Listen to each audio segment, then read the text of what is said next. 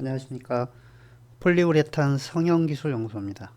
자, 이번 시간 주제는 아민 촉매입니다. 아민 촉매. 촉매의 화학 구조와 선택성. 이거는 그 셀렉티비티를 얘기합니다. 선택성. 이제 그 촉매가 구조가 다 다릅니다. 화학 구조가.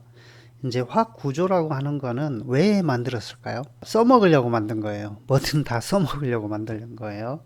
그러니까 아민이라고 하는 촉매, 폴리우레탄 촉매가 있잖아요. 그 촉매가 어떻게 생겼나를 가지고 그러면 생긴 모양을 가지고 생긴 모양이 나오면 보통 성질이 나오죠. 모양과 성질 이렇게 연관이 됩니다.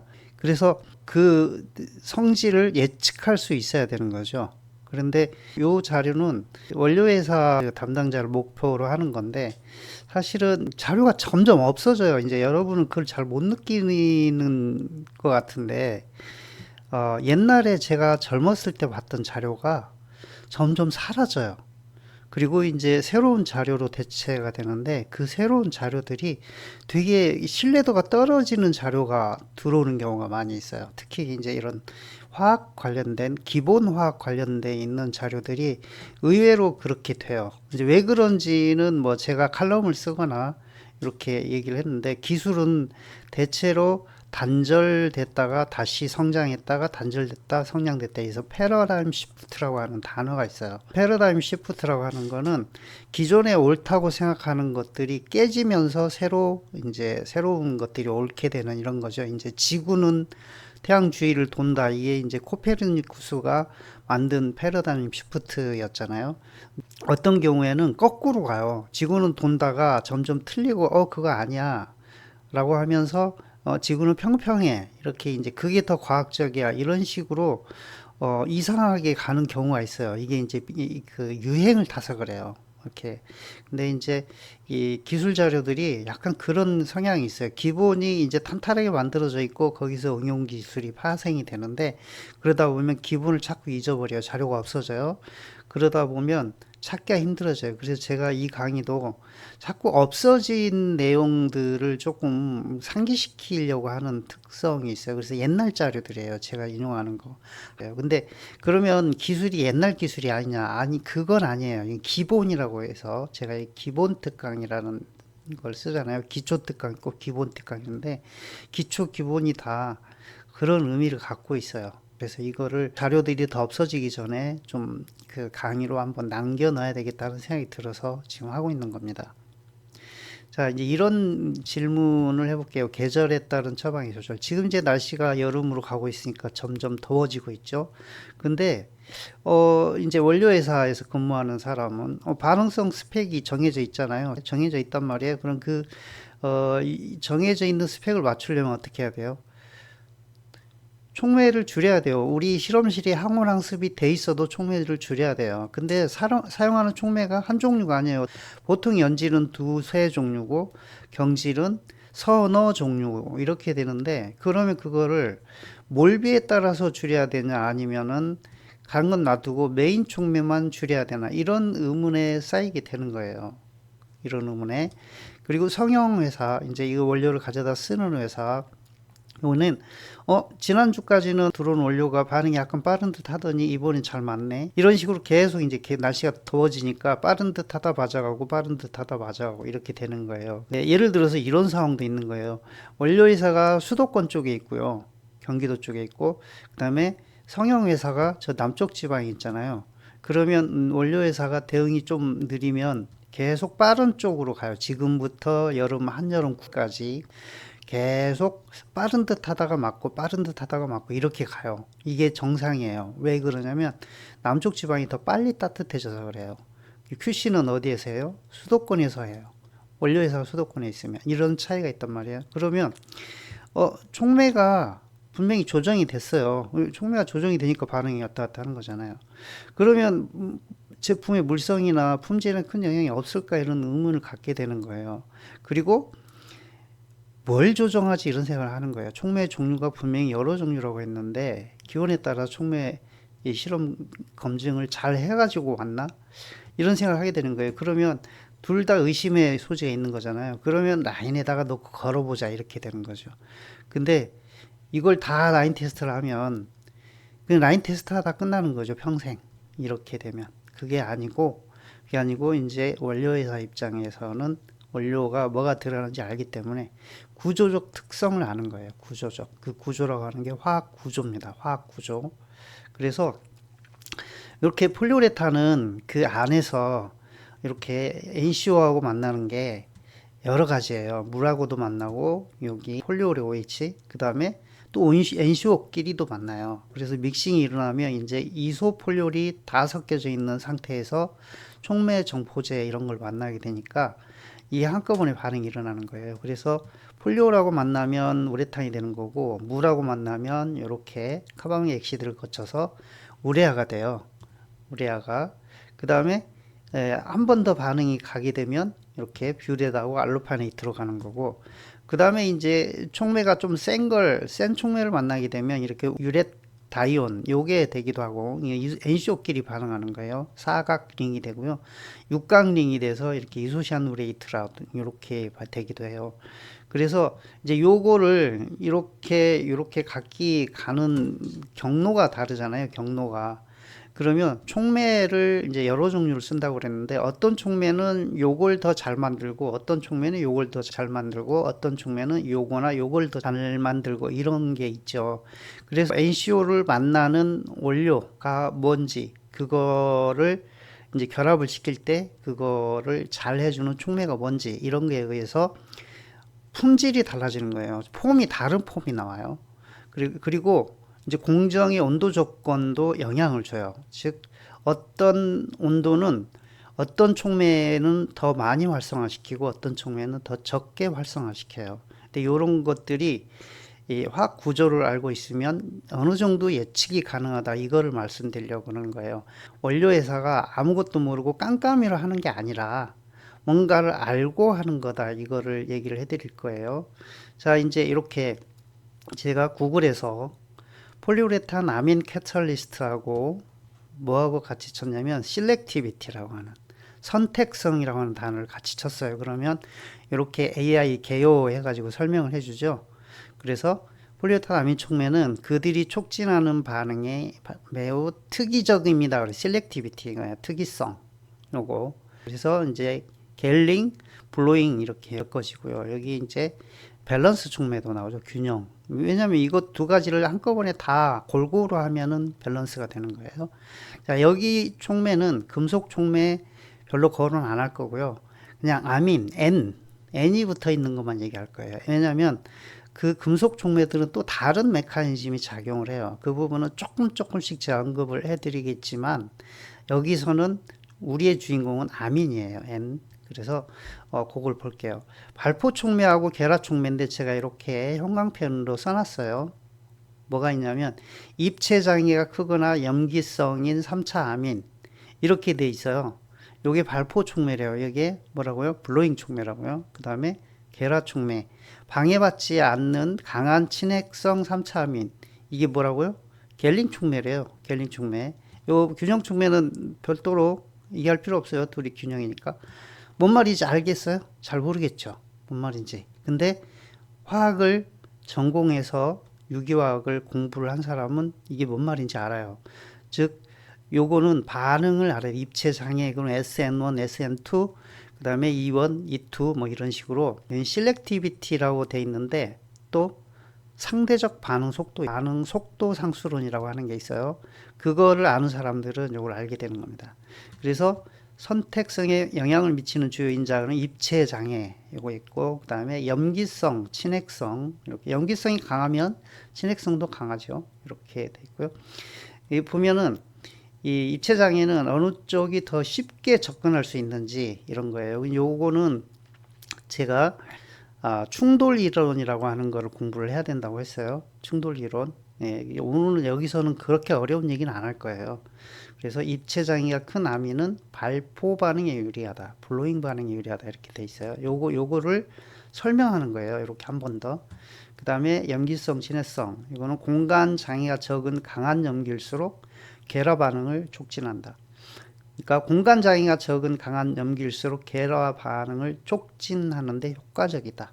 이렇게 돼 있어요. 이것도 뭔 말인지 애매하죠. 근데 설명을 해드릴 거예요. 그리고 여기 온도, 발포 공정 중 온도 변화는 촉매의 유효 선택성을 변화시킬 수 있다. 이게 이제 생산하는 입장에선 되게 중요한데, 발포 공정에서 온도, 열이 많은 상황이다라고 하면은 어떤 촉매가 더 활성화되고, 열이 적은 상황이다 그러면 어떤 촉매가 덜 활성화되고, 이런 게 분명하게 갈려요.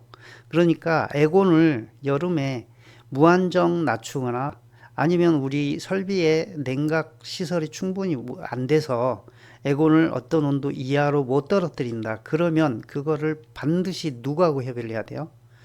촉매를 다루는 사람하고요. 다루는 사람한테 얘기를 해서 촉매를 다루는 사람이 온도하고 촉매의 상관관계를 따져서 구조적 특징을 따져서 조절을 해야 되는 거예요. 다시 이리 올라가서 이게 뭐하고 연결이 된다고요? 성형회사에서 이게 공정 세팅 온도하고 여기에 연결이 된다고요. 이게 뭘 바꿔야 되는지, 메인 촉매만 줄여야 되는지, 몰비대로 줄여야 되는지, 아니면 어떤 특정 촉매를 더 써야 되는지, 이거는 공정 조건에 의해서 달라진다는 거예요. 그러니까 원료회사에서 수시로 가서 공정 조건의 상황을 체크하지 않는다. 근데 뭘 체크하는지 자체를 모른다. 그러면 큰일 나는 겁니다. 여러분 회사는 많은 위험을 가지고 발포를 하고 있는 거예요. 자, 다시 넘어갈게요. 이렇게 어렵게 돼 있어요. 그 다음에 지연작용 촉매도 있네요. 아민 촉매예요. 분명히 제가 아민 촉매라고 그랬죠. 근데 이렇게 돼 있어. 아민은 산으로 중화시킬 수 있어요. 아민이 염기성이잖아요. 염기성. 그래서 염기성인 거를 산으로 중화를 시켜요. 이걸 이제 전문용어로 캐핑이라고 그러죠. CAP, 캡, 모자를 씌운다. 이제 모자를 씌우듯이 이렇게 해놔요. 그러면 상온에서는 모자가 씌어진 상태로 있는데 온도가 더워지면 뭐예요? 모자를 벗죠. 더우니까. 그럼 모자를 벗으면 어떻게 돼요? 염기성이 다시 되죠. 그래서 활성 상태가 되는 거예요. 상온에서 모자를 쓰고 있으니까 비활성 상태인데 모자를 벗으니까 온도 올라가면, 근데 어떤 온도에서 모자를 벗는지 이건 모르죠. 그렇게 돼 있어요. 이거는 모자의 형태랑 아니면 머리의 형태랑 붙어 있는 몸의 형태도 관여합니다. 그래서 지연 촉매 작용도 있어요. 근데 별거 아닌 거라고 생각되죠. 이게 별거예요. 지연 촉매를 썼다 그러면, 예를 들어서 연질 쪽 지연 촉매 많이 씁니다. 지연 촉매를 썼다 그러면 그 촉매가 어느 온도에서 활성화되는지가 되게 중요해요. 그래서 지나치게 많이 써버리면 지연 촉매가 온도가 조금만 올라가도 확 활성화가 되기 때문에 불량으로 이어질 가능성이 높아요. 그래서 적당량을 써야 돼요. 지연 촉매는. 지금 제가 촉매의 특성하고 그 다음에 양을 얘기하고 있어요. 두 가지예요. 촉매는 어떤 촉매, 종류하고 양이에요. 양. 자, 서론부터 이제 머리가 터지게 얘기를 하고 있어요.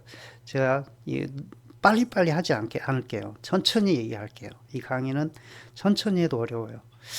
자, 이거는 이제 앞에 요거 영문이고요. 영문 버전. 네, 똑같은 거니까 영문으로. 저는 이제 영문 검증을 하거든요. 왜냐면 이게 발포 그러면 여기는 블로잉이거든요. 발포란 말이 블로잉이란 말로 1대1 대치가 안 돼요. 그래서 제가 한글로 번역을 하면, 이건 강의를 하기 위해서 한글로 번역을 해 놓은 건데, 근데 원문을 봐야 돼요. 영어를 볼 수밖에 없어요. 안 그러면 언어 혼란 조술 때문에 제가 제대로 강의를 못 해요. 자, 이제 요게 옛날 자료라는 거예요. 요게 폴리우레탄 앤 related forms라고 하는 요거 이렇게 돼 있죠. 요 딱 봐도 표지가 엄청 옛날 것 같은 느낌이 들죠. 몇 년도일 것 같아요. 이거 한번 그대로 한번 찾아볼게요. 자, 이 책이에요. 이 책. 잘 인터넷 뒤져보면 이 PDF로 이거 다운받을 수 있어요. 다운받을 수 있으니까 잘 보시고. 2006년도 판이네. 2006년도. 이게 2006년도 거예요. 그래서 이 자료가 옛날 자료인 거는 이제 파악을 하셨고, 그 다음에 이제 요 내용부터 갈게요. 요 이제 3차 아민이에요. 3차 아민. 여기도 3차 아민, 3차 아민, 상급 아민입니다. 근데 이제 요게 알리파틱 아민이고요. 여기는 아로마틱 알리사이클릭 이렇게 돼 있고 여기는 헤테로사이클릭 아민이에요. 그러니까 요거가 이제 이 군집이 다르죠. 여기는 알리파틱이라고 하는 데인데 N이 이제 어떻게 붙어 있느냐, N 주변의 상황에 따라서 구별을 해 놓은 거예요. 그러니까 요런 촉매랑 요런 촉매와 요런 촉매는 구조가 다르잖아요. 구조가 다르기 때문에 성질이 다른 거예요. 요거는 이제 알킬기만 붙어 있는 거고요. 요거는 이제 사이클릭이 붙어 있는데 요 벤젠링이 붙어 있는 경우도 있죠. 근데 벤젠링 안에 N이 있는 경우가 있죠. 이렇게 벤젠링이 아니고 링 안에 N이 있는 경우. 여기는 링 안에 산소가 있는데 산소는 되게 약한 촉매 역할을 해요. 요거 산소도 촉매 역할을 합니다. 아민만 촉매 역할을 하는 게 아니라, 왜냐하면 산소에도 비공유 전자쌍이 있어요. 그래서 염기 특성이 있습니다. 아민보다 약할 뿐이에요. 아민은 되게 강하죠, 염기성이. 근데 요런 애들은 이렇게 알킬기가 있는 애들은 아민이 조금 숨겨 있다라고 생각하는 게 맞아요. 이렇게 이제 요런 알킬기들이 부피가 커요. 부피가. 그래서 아민이 숨겨져 있어요. 그런데 온도가 올라가면 얘네들이 자유자재로 회전을 하죠. 그러면서 N이 이제 슬슬 기어 나와서 자기 작용을 하죠. 그렇게 돼 있습니다. 네, 이렇게 이해하시면 돼요.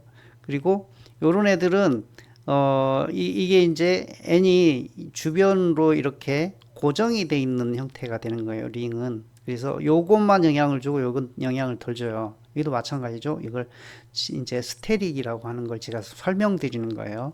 근데 여기도 마찬가지고 여기도 마찬가지고 이렇게 이제 N이 가리느냐 N이 가리지 않느냐 이렇게 되는 거예요. 근데 요거 같은 경우는 조금 달라요. 요거는 얘네들하고 좀 다른 게 뭐가 있냐면 요렇게 묶여 있는데 이거 N이 숨겨지지 않아요. 알킬이 이렇게 튀어나와 있지 않기 때문에 N이 가려지지가 않아요. 이거는 N이 이렇게 머리를 쭉 이렇게 내밀고 있는 형태가 되는 거예요. 이것도 마찬가지예요. 이것도 마찬가지. 얘네들 구조가 바뀌지 않아요. 그러니까 평면이라고 생각하는 게 더 맞아요. 면 위에 N이 삐쭉 나와 있는 형태인 거예요. 요것도 마찬가지 약간 그런 느낌이에요. 근데 요거는 조금 약하겠죠. 얘보다는. 그래서 이런 구조적인 차이점이 있죠. 구조가 다릅니다. 그래서 구조에 따라서 이제 어떤 건 젤레이션 캐털리스트가 되는 거고 어떤 건 블로잉 캐털리스트가 되는 거예요. 자, 다음 넘어갈게요.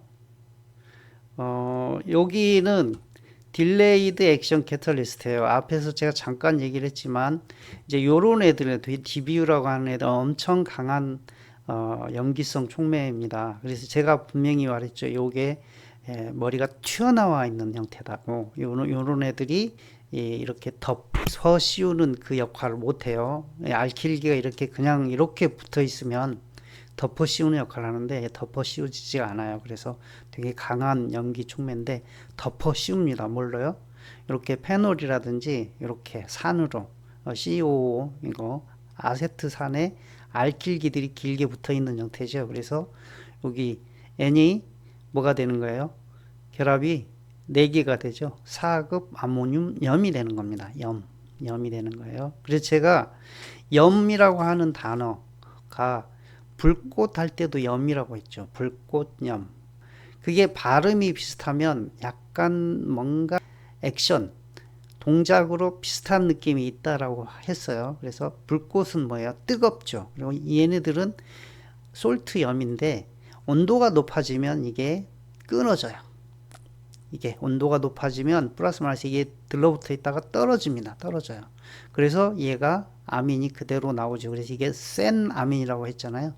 그래서 이런 계열들, 그러니까 아민인데 산이나 페놀 이런 걸로 캐핑을 해놓은 형태, 이런 형태를 염이라 그러고, 염의 경우에는 보통 이렇게 온도에 민감하게 액티비티, 이제 활성도가 온도에 민감해진다. 그래서 이제 뭐가 붙느냐에 따라서 온도를 많이 올려야 되느냐, 조금 올려야 되느냐 이런 게 차이가 나는 거죠. 이것도 온도를 많이 올리고 조금 올리고도 화학적 특성입니다. 화학적 특성이에요. 그래서 원료를 다룬 회사는 기본적으로 유기화학을 공부를 열심히 한 사람을 뽑으세요.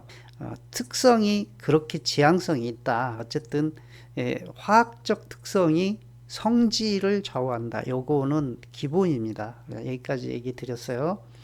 그 다음에 더 진행해 볼게요. 요거는 뭐예요? 리액티브 아민 캐탈리스트 이렇게 돼 있네요. 리액티브. 요게 N이나 O 이런 것들이 이 수소가 붙어 있으면 뭐예요? 반응성이 있어요. 근데 이제 이게 연질 같은 경우는 이제 이게 속매 자체가 반응성이 있으면 냄새, 이제 VOC 측면에서 유리하죠. 걔가 이제 이 속매 작용을 하다가 적당한 시점에 들러붙어서 움직이지 마 이렇게 되는 거니까 원래 아민은 좀 냄새가 있고 그래서 그 VOC에 영향을 주죠. 그래서 이렇게 OH라든지 여기는 OH가 있네요. 여기도 OH 있고 여기 NH2 여기 H가 있죠. 그래서 요거는 촉매지만 들러붙어서 마지막에 이제 고분자 사이에 틈에 박혀버리는 이런 게 있죠. 그래서 리액티브 아민 캐탈리스트가 있어요. 그러면 큐어링은 어때요? 얘네들이 큐어링은 안 좋죠. 큐어링 안 좋아요. 분명히 안 좋습니다. 큐어링은. 그 다음에 이제 뭐 씬 캐탈리스트 이렇게 있고요. 요 뒤에 이제 마지막으로 이게 사이클로 트라이머리제이션, 이게 트라이머리제이션 삼량화 촉매죠. 삼량화 촉매들인데 A, B 이렇게 해서 이제 계속 더 있어요. 더 있는데 여기는 뭐 혼자 하는 게 아니라 둘이 하는 경우도 있고, 삼량화라고 하는 반응이 워낙 그 액티베이션 에너지가 높은 쪽에 있기 때문에 그걸 낮추기 위해서 쓰는 촉매들이 대체로 강합니다. 그래서 이렇게 금속 중매 K죠. K에 이제 얼마나 긴 게 붙었냐, 짧게 붙었냐 이거에 따라서 또 K의 액티비티가 달라지죠. 그 다음에 K 말고도 NA라든지 이런 거 있는데 이런 촉매들은 하나도 안 써요. 요 밑에 있는 애들은 이걸 안 쓰고요. 그 다음에 이제 터시아리 아민 촉매도 있어요. 아민도 있죠. TMR2 같은 경우 아민 촉매예요. 그런 것들이 있어요.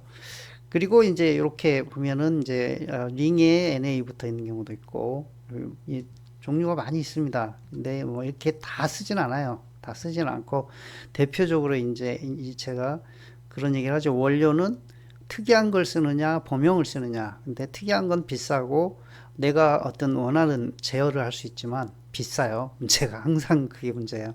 그래서 이렇게 범용이죠. 제일 위에 있는 거 요걸로 쓰고 요걸 잘 조절해서 보조 촉매 하나 정도로 나머지를 잡아주면 삼량화가 아주 유리하게 된다. 그러면 그게 내 실력인 거죠.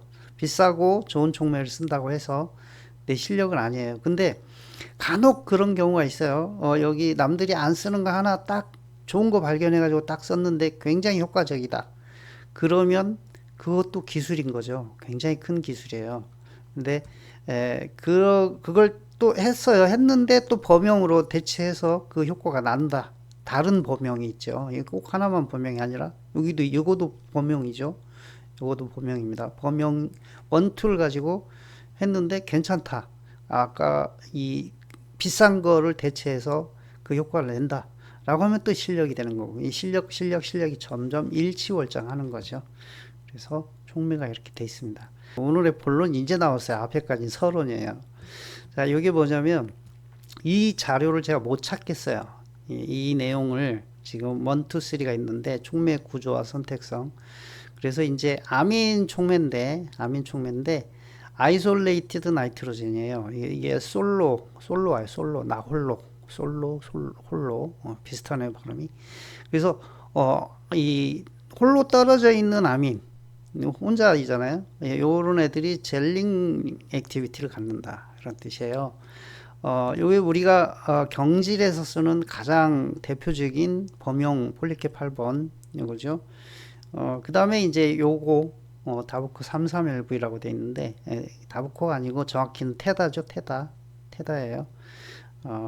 테다를 지금 요거를 DPG에다가 녹이면 DPG에 녹이면 33LV가 되는 거죠. 이걸 DPG에 녹이면 33LV가 되는 거죠. 요게 솔로예요. 저쪽에 하나 더 있는데 뭐가 솔로야? 아니에요. 이렇게 여기 가운데를 딱 선을 그으면 이쪽하고 전혀 연관성이 없어요. 이게 예, 막고 있어요. 이온 애들이 에틸렌이 저쪽에 N이 이쪽에 N에 어떤 영향을 주지 못하고 막고 있어요. 이게 솔로예요. 그래서 엄청 강한 아민. 왜냐하면 요거는 요것들이 있잖아요. 요거가 덮어 씌우고 있어요. 이 캡이에요. 일종의 캡. 네, 캡이라고 생각하면 돼. 저는 이거를 캐핑이라고 봐요. 네, 알킬기가 이렇게 메칠 또는 에틸기가 이렇게 아민에 붙어 있으면 이거 캡이라고 봐요. 캡 온도의 영향을 받아요. 근데 요거는 온도 영향을 잘 안 받아요. 그래서 케이스 분야 같은 경우 요거를 좀 쓰죠. 테다를 케이스 분야 쪽에 온도 영향을 잘 안 받기 때문에 그래요. 그 다음에 이제 요거 같은 경우도 여기도 여기 M하고 여기 N하고 이 탄소가 하나 둘 세 개잖아요. 생각보다 멀리 떨어져 있어요. 멀리 떨어져 있기 때문에 영향을 덜 줍니다. 그럼 여기 탄소 두 개면 이걸 인접판이라고 그러죠. 이거는 프로판이 붙어 있기 때문에 좀 멀리 떨어져 있어요. 이렇게 보면 됩니다. 근데 적어도 얘보다는 또는 얘보다는 이게 이렇게 이 두 개가 서로 영향을 받을 확률은 높죠. 확률적으로 그렇게 봐야 돼요. 자, 젤링 액티비티는 뭐라고요? 솔로, 혼자 이렇게 설명이 되어 있습니다. 네, 고립된 질소 구조 그리고 뭐 이런 말들이 있어요. 네, 설명 다 했어요. 근데 뭐 입체 장애가 적고 뭐 진핵성이 매우 강하고 이렇게 설명해 놨는데 제가 이미 앞에서 얘기한 걸로 끝이에요. 그래서 이거는 알코올, 그러니까 폴리오르 OH를 활성화시킨다. 이렇게 생각하고 넘어갑니다. 두 번째.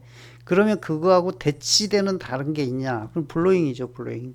블로잉 뭐냐면 커플드 헤테로아톰이에요. 이거 뭐냐면 탄소 두 개예요. 탄소 두 개. 하나는 거의 드물어요. 탄소 하나에 헤테로아톰이 양쪽에 붙어 있는 경우는 되게 드뭅니다. 근데 이렇게 아민의 산소, 아민 이렇게 쌍으로 여기도 마찬가지죠. 예, 여기 탄소 두 개의 아민 쌍으로 돼 있죠. 탄소 두 개의 아민. 그래서 요거 이제 대표적으로 A1이죠. A1. 나이악스 A1, 니악스 A1입니다. 요거랑 폴리케 5 이게 대표주자죠. 대표주자예요. 블로잉 촉매. 이쪽은 연질 쪽에 많이 쓰이고 이쪽은 경질 쪽에 많이 쓰이고 이게 연질에 쓰일 수도 있어요. 안 쓰는 게 좀 맞긴 한 것 같긴 한데, 구조적으로. 더 얘기하면 너무 복잡하니까 이 정도만 얘기하고. 요거는 이제, 보통, BDMAE인데, 요게 이렇게, 디프로필렌 글리콜, 이런 거에 희석이 돼 있죠. 이 자체가 좀 강해요. 강해서 희석해서요. 보통의 경우에 블로잉이 강하면 망합니다. 여러분 연질이든 경질이든요 이건 확실히 하나는 기억을 하셔야 돼요. 촉매에서 블로잉이 강하면 망한다. 블로잉을 어떻게 해서든 잘 제어를 하는 게 중요하다. 이거는 맞아요. 그래서 이런 애들이 희석이 돼 있는 거예요. 그러니까 제가 생각하는 방식은 이거냐면 어떤 촉매는 희석이 돼 있어요. 근데 예를 들어서 이건 다르죠. 이거는 고체니까 테다는 고체니까 이걸 녹여서 써야 돼요. 그러니까 이건 희석이 필요해요. DPG나 DG에 녹여서 써야 되는 거예요. 왜냐하면 이 고체 가루를 그냥 처방에 넣을 수는 없잖아요. 근데 그게 아닌데 액체인데 뭔가 이렇게 들어있다. DG, DPG 이런 게 들어있다. 여기에 그건 희석이에요. 이거는 화학적으로 희석의 의미는 뭐냐면 액티비티를 낮추려는 거예요. 액티비티를. 근데 금속 촉매 같은 경우도 그 유기금속 촉매인데 액체인데 너무 강하기 때문에 희석해서 쓰는 경우가 있어요. 그래서 강하면 희석을 해요. 근데 희석을 하는 용제가 어떤 거냐에 따라서 성질이 달라져요. 왜냐면 이게 그게 비슷해요. 제가 앞에서 염 얘기를 했잖아요. 염 캐핑이라고 모자를 씌운다.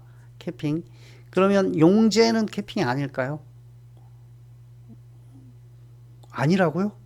그렇게 안 배웠다고요? 학교에서? 학교에서는, 네, 그렇게 얘기하면 안 되죠. 학교에서는. 근데 용제가 캐핑의 효과가 있어요. 그걸 뭐라고 그래요? 솔벤트 이펙트라고 그러죠. 붙잡고 늘어져 있다. 네, 안 놔줍니다. 그래서, 세게 붙잡고 있는 놈들은 더 강하게 붙잡고 있습니다. 그래서 희석 효과가 커요. DPG, DG, 어느 쪽이 더 얘를 세게 붙잡고 있을까요? 네. 그거는 생각해 볼 문제예요. 그 다음에 DMEA도 있네요. DMEA도 있어요. DMEA도 밸런스 촉매로 많이 생각하는데 생각보다 훨씬 강하게 블로잉입니다. 왜냐면 구조가 이렇게 돼 있잖아요. 그리고 심지어는 DMEA는 뭐예요? 반응성이죠. 이렇게 OH가 H가 있어요. O가. 그래서 요거가 생각보다 좀 복잡해요. DMEA 촉매가. 냄새도 복잡합니다. 냄새도. 이런 애들이 조금 덜 나요. 냄새가. 분자량이 커서 그래요. 얽혀 있어가지고. 분자량이 짧은 데다가 OH가 있는데 요게 밸런스지만 블로잉이 강하고 후기에 반응이 된다. 그리고 휘발성도 되게 강해요. VOC 엄청 많이 나오겠죠. 그래서 되게 특이한 놈이에요. 이런 거는 뭐 뭔가 기능이 하나씩 두 개씩 막 더 붙어 있는 거, 이런 거 칼로 보기도 뭐하고 창으로 보기도 뭐하다, 뭐 이런 것들 개념이 이런 촉매들이에요. 그래서 이런 촉매들을 잘 쓰는 사람들이 있죠. 유능한 사람들이 현장에서 경험치가 많거나 또는 화학을 잘하는 사람 또 있어요. 이런 것들이. 그래서 설명은 이렇게 했습니다. 그래서 읽어보시면 돼요. 인접한이라고 돼 있어요. 근데 저는 커플 드라마를 인접한으로 해석하면 안 된다고 보고 있죠. 짝을 이룬 커플, 짝이죠. 그래서 요거는 이렇게 이렇게. 근데 여기다 쭉 설명을 해놨는데 이게 지금 화학을 배운 사람들을 위한 설명이에요. 그러니까 제 설명이 더 쉬워요. 이게 뭐 킬레이션 사이트 뭐 또 저쩌고 이렇게 돼 있는데 요거는 화학 전공한 사람들 읽어보라고 가져다 놓은 거예요. 그래서 설명은 안 하고 넘어갈게요. 이런 거 혹시 보세요. 알킬렌 사슬의 베타 위치 뭐 이런 거. 이거 이거 영어죠. 한국말 아니에요. 영어인데 영어로 해도 못 알아들어요. 네, 이렇게 이해하시면 됩니다. 그 다음에 이제 하나가 더 있어요. 이제 요거는 아주 특이한 구조인데 트라이머 액티비티요. 삼령화 반응. 이제 연질에는 해당이 안 되죠. 요거는 이제 뭐냐면 이 어떤 센터를 중심으로 해서 이 질소가 세 개가 이렇게 바람개비 모양으로 붙어 있는 형태예요. 그래서 요게 세 개가 연관이 돼 있어요. 이게 프록시말이라고 하는 게 프록시말 이게 의학 용어거든요. 근접 이렇게 돼 있는데 근위 근접 이게 몸체에 이렇게 손 붙어 있고 다리가 붙어 있고 이거죠. 몸체라고 하는 센터가 있고 센터에 곁가지로 뭐들이 붙어 있다 이런 느낌이에요. 근데 요거도 마찬가지. 이게 몸체가 있고 곁가지가 있죠. 근데 몸체 안도 이렇게 돼 있네요. 몸체 안도 세 개가 이렇게 트라이앵글 이렇게 돼 있습니다. 그래서 3예요. 3 세 개가 질소 세 개가 이렇게 이 센터를 가지고 있고 센터 주위로 뱅글뱅글 이런 거예요.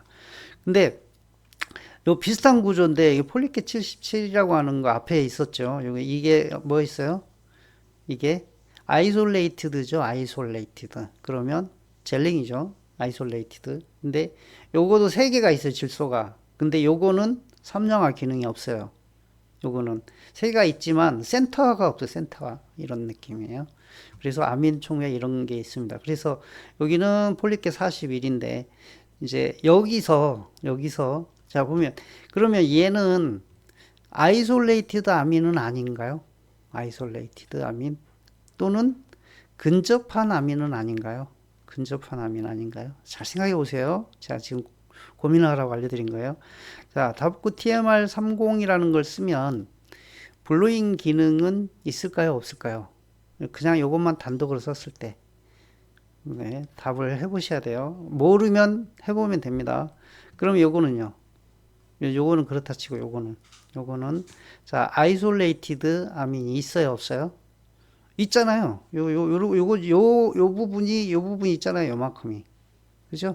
똑같잖아요. 똑같죠? 요 부분 똑같아요. 자 그러면 젤링 효과 있어요 없어요? 있죠. 그 다음에 인접한 질소 있어요 없어요? 있잖아요. 그럼 얘는 블로잉이 있어요 없어요? 있죠. 그 다음에 심지어는 삼자화 촉매예요. 그럼 얘는 뭐예요? 다기능 촉매예요. 다기능 구조죠. 요런 애들 잘 찾아보면 있어요. 다기능 가진 애들이 어떤 의미예요? 그러면 밸런스의 밸런스죠. 이거는 이 젤링하고 블로잉까지 밸런스가 밸런스 총매인데 요거는 삼양화까지 밸런스죠. 그러면 아주 독특한 특징이 있게 되는 거죠. 그래서 요런 게 되게 특이한 놈이다. 이런 설명을 드릴게요. 되게 특이한 놈이다. 그래서 이게 촉매의 구조, 내가 촉매를 어떤 촉매를 쓰고 있으면 뭐부터 본다? 구조부터 보고 그 다음에 뭐 해야 된다?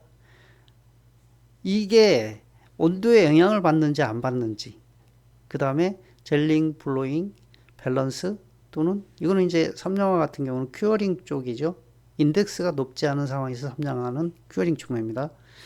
이렇게 이해해야 돼요. 큐어링. 그러면 어떤 온도에서 어떤 반응으로 유도되는지, 예를 들어서 온도가 확 높은 상황이다라고 하면 이게 들어가 있다 그러면 어떤 게 나와요? 삼양화 먼저 가죠. 그러면 젤링, 블로잉은 해보지도 못하고 삼양화 가는 거예요. 이 루트가 달라져요. 그래서 불량이 나는 겁니다. 잘 이해하세요. 네, 이런 것들이 해석이 될 수 있습니다. 그래서 이렇게 지금 막 써놨는데 여기도 이 화학을 전공한 사람한테 뭐 전자쌍이네 뭐네 이렇게 배위 공격 이런 얘기 나오죠. 예, 영문으로 보시는 게 더 나아요. 그래서 이런 것들을 뭐 그대로 뭐 챗GPT나 제미나이한테 이대로 물어보면 이제 이런 얘기들 할 거예요. 예, 화학적 메커니즘 설명해줘라고 하면 이런 얘기를 할 거예요. 이해를 하고 영문으로 설명해줘라고 하면 더 명확히 이해할 수 있어요. 네, 조금 화학은 약간 아직은 이 한국말로 번역하면 용어 혼란이 일어납니다. 자, 정리할게요. 아민은 정말 많은 종류가 있어요. 아민, 금속 촉매는 잠깐밖에 언급 안 했잖아요. 염촉매 정도 제가 얘기를 했어요. 금속의 염촉매도 있긴 있어요. 그것도 비슷해요. 아민의 염촉매라. 근데 이제 아민의 염촉매가 금속의 염촉매랑 좀 다르죠. 이제 그거는 나중에 따로 얘기를 해드릴 기회가 있을지 모르겠네요. 어쨌든 아민의 구조와 선택성에 대해서 얘기를 해드렸고, 이게 옛날 자료, 요새는 안 나온다 이런 자료들이 문제가, 그래서 배울 기회조차도 없다라는 거를 좀 얘기를 해드릴 거고, 제가 그걸 기록으로 남기기 위해서 이거를 하고 있다. 이게 저로서는 굉장히 큰 노하우예요. 제가 원료 회사에 있을 때 엄청 많이 써먹었던 노하우예요. 이거 정말 많이 써먹었어요. 현장과 원료의 상관관계를 만들 때 촉매라고 하는 놈은 물론 정포제도 중요하지만 촉매라고 하는 놈은 압도적인 무기에 해당하는 거예요. 그래서 이런 얘기를 이제 대놓고 얘기를 드릴 수 있는 거는 좀 이제 자료들이 없어지고 안타까워서 제가 기록으로 남기려고 하는 측면이 있다는 걸 말씀드리겠습니다. 자, 오늘 강의는 이 정도로 마치겠습니다. 감사합니다.